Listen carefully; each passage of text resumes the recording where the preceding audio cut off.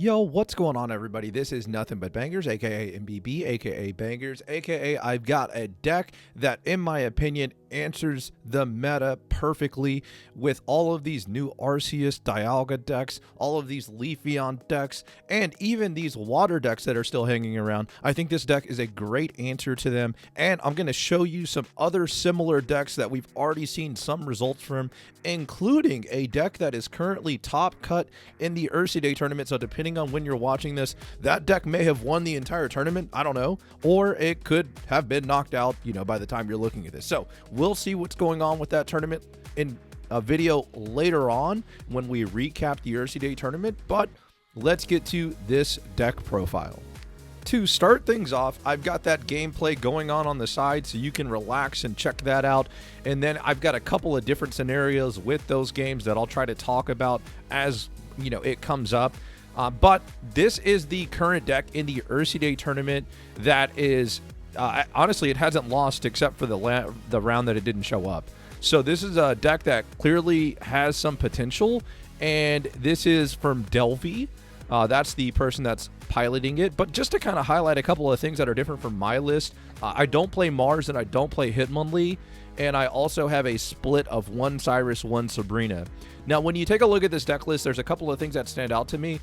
For example, I would play Rocky Helmet just because it fixes breakpoints for Gallade to knock certain things out, like Arceus with a giant cape in particular. Now, you could make the argument, well, hey, MBB, they just snipe it with Hitmonlee, and, there's the 30 damage. And my argument would be that they can heal the damage, and so that's going to basically make that point moot, right? Whereas with the Rocky Helmet, they can't heal in between turns, so it perfectly sets them up to get KO'd by a Gallade.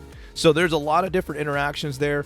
Mars is also very interesting because you're basically letting them, take a prize and then Marsing their hand, so that's really good for decks like Leafeon, Executor, and Serebii, and those combinations of cards, right? Not all three together, but basically they have big hands sometimes that you end up shuffling back and really taking away a lot of their options.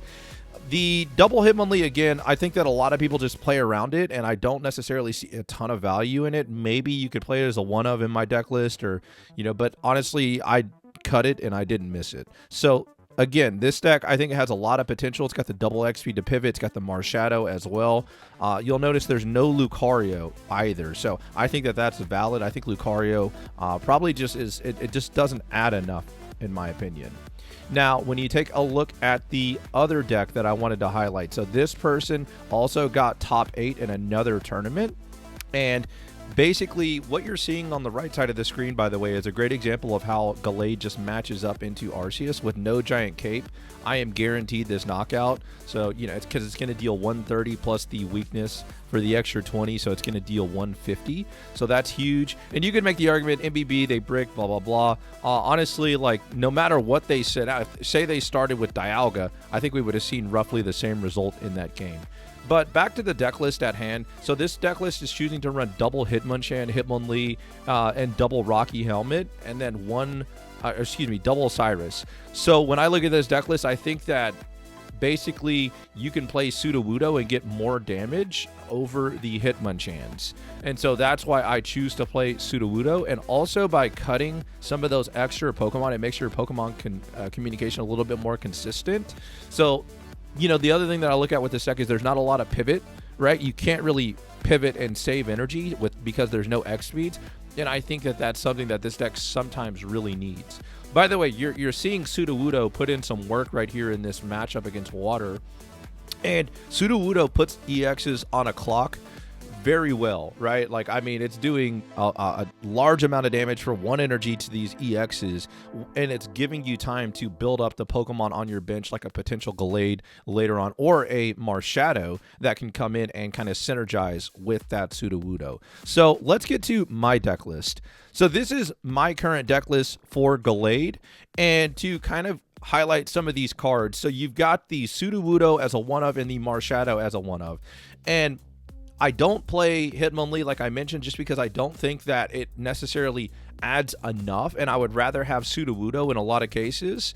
And then there's also the one Mars Shadow to kind of hopefully if Sudowoodo softens a Pokemon, by chipping some damage, then Marshadow hopefully comes in and finishes it off, and then Gallade is kind of my finisher. Now, the thing about Gallade is Gallade can actually be an on-curve attacker even if you go first. So if you go first, you pass, you're the turn 3 of the game, you evolve to Kirlia, then you attach an energy, you can swing, and then on turn 5 of the game, you can put Gallade down on curve, and because it's 2 energies to attack, it can attack on curve, which is something that's a very good luxury. Even if you go second, obviously second, your Ralts is in the active or on the bench. You attach an energy, and then on turn 4 of the game, you can go ahead and evolve to Kirlia and then attach an energy, or you can attach an energy to another Pokemon like a Marshadow. And then on turn 6 of the game, you can evolve to Gallade and attack on curve, easy peasy. Now, the other things to kind of point out in this deck are the Rocky Helmet really fixes a lot of damage breakpoints.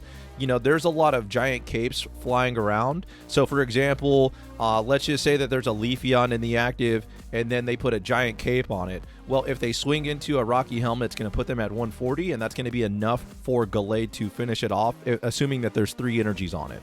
So that's huge. Then when you talk about Serebii, again, Serebii could have 150 HP with a giant cape. So then if they swing into your Pokemon with a Rocky Helmet, puts it down to 130, perfectly in range of a Gallade, assuming they have 3 energies attached. Now, if they only have 2 energies attached, then it gets a little bit tricky. But again, I do think that there's a lot of validity to Sudowoodo going into some of those EXs that Grass and Leafeon deck can play, as well as the water decks. Now, when I look at this game on the other side of the screen, you can see Gyarados is going to be a pretty big threat and potentially be something that I can't really, one-shot unless, they have 4 energies and I'm able to line it up correctly into Gallade. But because I have that Marshadow technology, I'm going to be able to soften up the Gyarados with the Marshadow attack, as well as the Rocky Helmet that's doing that 20 damage. So even if they heal, even if they have another giant cape, things are looking pretty good in terms of damage output. Now, the 1-to-1 split of Cyrus and Sabrina is something that I really think is really necessary, because sometimes, you have to use Sabrina defensively, and that's like one of the only ways that you can stick around in the early game. The other thing that Sabrina does is it allows you to potentially lure in some EXs that are on the bench, and basically Sudowoodo smacks it for 50, and now for the rest of the game, there might be some one-hit KOs that you can pull off with Cyrus in combination because you hit that Sudowoodo early. So again, I think that this deck is a perfect answer to a lot of the top decks in the meta.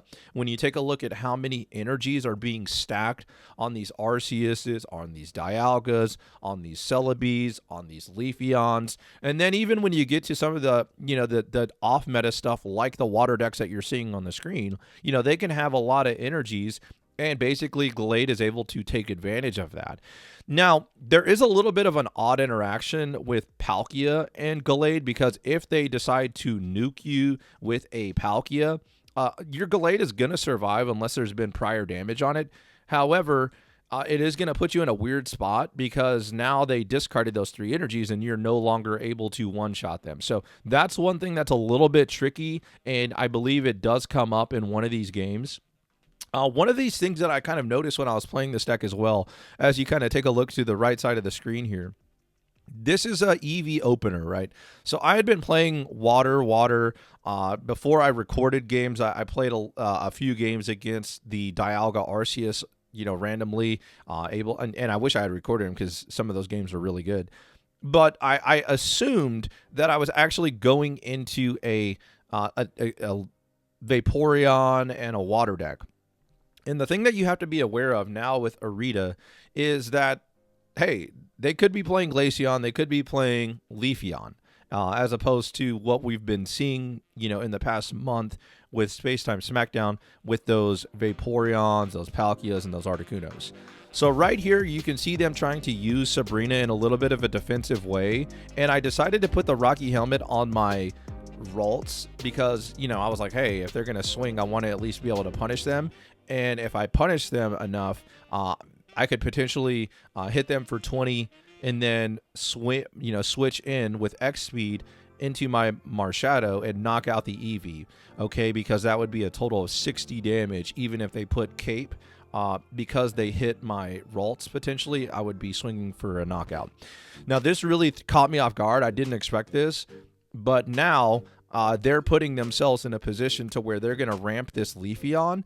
And so with me drawing that Rocky Helmet, I'm able to soften up the Leafeon even more. And basically, I'm able to play to Gallade now, right? Because if they go up to 3 energy, here, then my Gallade is going to one-shot this Leafeon, pretty much no matter what happens here. And so instead of attaching an energy to the Marshadow and putting 40 damage into it and just kind of like wasting that energy, I decided to go ahead and go energy onto the Kirlia to set up my Gallade EX. And basically now they're in a weird spot because if they have, like, let's say they find Serebii here, well, if they find Serebii here, they're able to turbocharge it 1 energy and then put 1 energy on their Leafeon, but I'm still able to knock out the Leafeon. Next turn, they would get 2 energies on the Serebii, and I would still be able to outrace them unless they flipped a tremendous amount of heads, right? And even if they, like, let's just say that they did have the Serebii, right?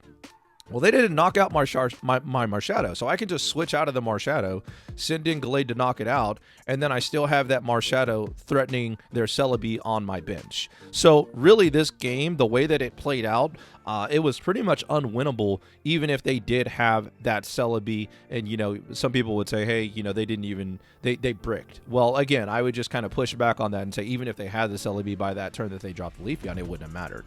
So we've got another game going in here, and you know, the games that you start Ralts are kind of like iffy, you know, and again, like, you can make the argument, oh, well, that's why you play, you know, Hitmonlee, because Hitmonlee's start is better, you know. But again, like, I just look at the deck space and I'm like, you know, at best, if you wanted to play around with it, you could maybe cut 1 X speed and throw in a Hitmonlee if you really felt compelled to try it. The other thing that you could do is, hey, cut an X speed, add a Mars, right? Add some hand disruption, and potentially make some matchups be a little bit better off, because some games may turn into a grind and that Mars could potentially win the game. But really, again, I didn't mind the X speeds any games that I played once I added X speed, and it felt like it added a lot of flexibility. So here's a great example of me using Sabrina defensively. And like, at the time, like, honestly, this game looks really tough, and I'm gonna go down to 1 card in hand like that. Like, honestly, this game looks lost at so many moments. And the thing is, I'm still very vulnerable to them getting Manaphy back into the active and starting to ramp their Pokemon. The only saving grace, if that happens, is me finding a way to get out of the active and get to Gallade and basically, you know, hopefully sweep with Gallade. So the Misty comes down. I'm a little like anxious here because like Misty getting heads obviously changes games. I'm able to dodge the coin flip here. And what they decide to do here is attach to the Eevee. And you know, hey, maybe it's a little bit greedy here attacking. Maybe they could have just immediately pivoted into the Manaphy and, you know, get ready to set that up. Because it's not like I'm really threatening, you know, any kind of damage. But that also could be a reason to just leave the energy there.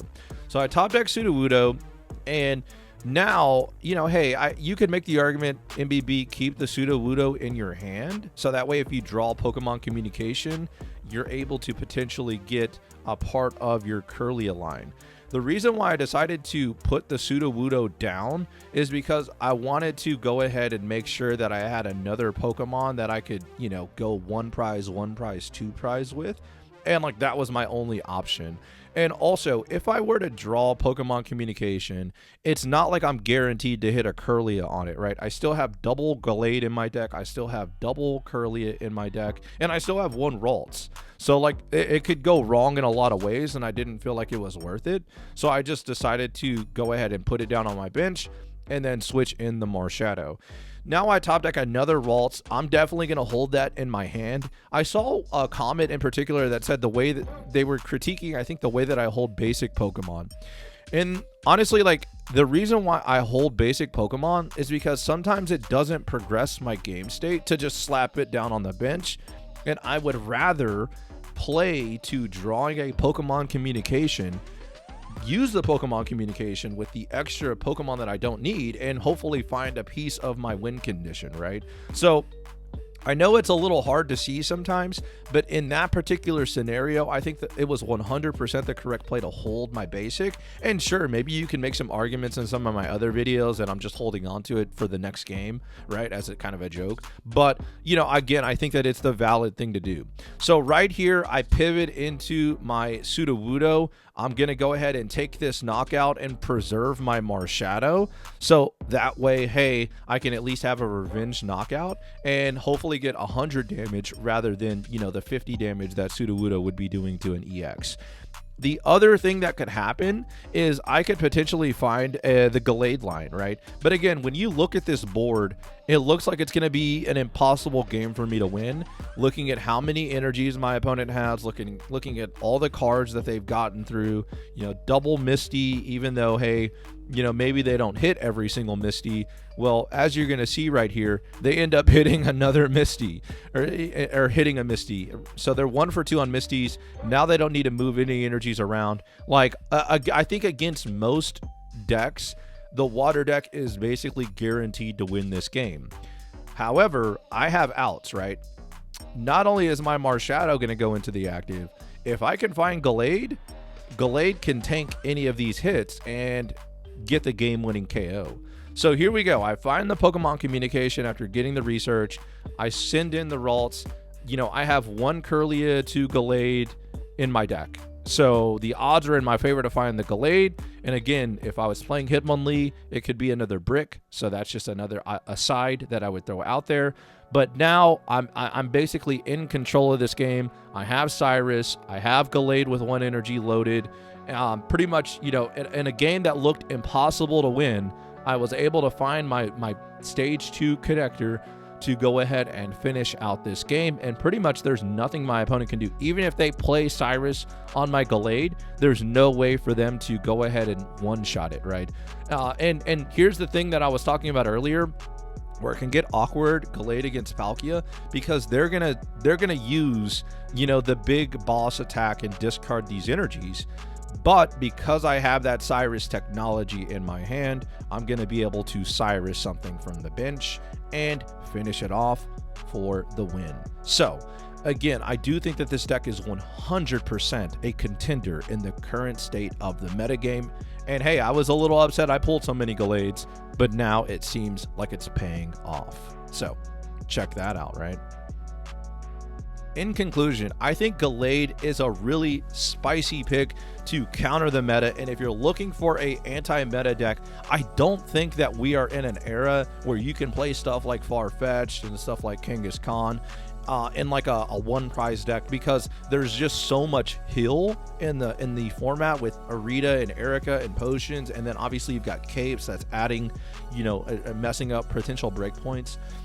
I think that you have to play something that hits a little bit harder, and that's what this deck does. So I think 100% Gallade finally has a place in the meta, and I know a lot of people were disappointed in it, but from here on out, in the foreseeable future, look for Gallade to be a contender. I hope you guys enjoy the content, and if you want to see more content like this, definitely hit that subscribe button at the bottom right of the screen. Leave a comment, because that does help people see the video a little bit more often. And again, as always, thank you so much for taking time out of your day to check out some of my content. Maybe you learned something, maybe you were entertained, but until next time, I'll catch you later.